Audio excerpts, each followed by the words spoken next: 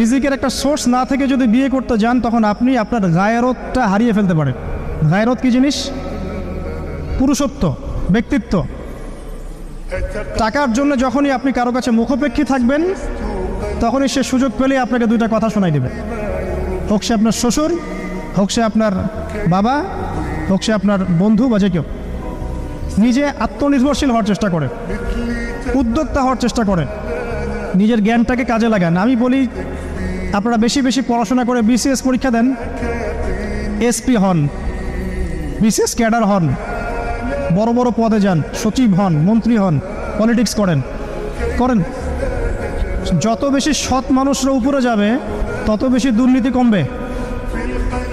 আর উপরের লেভেল থেকে যত বেশি সৎ মানুষ নেমে যাবে আর অসৎরা সেখানকার জায়গা দখল করবে, দুর্নীতি কমবে না, বাড়তেই থাকবে।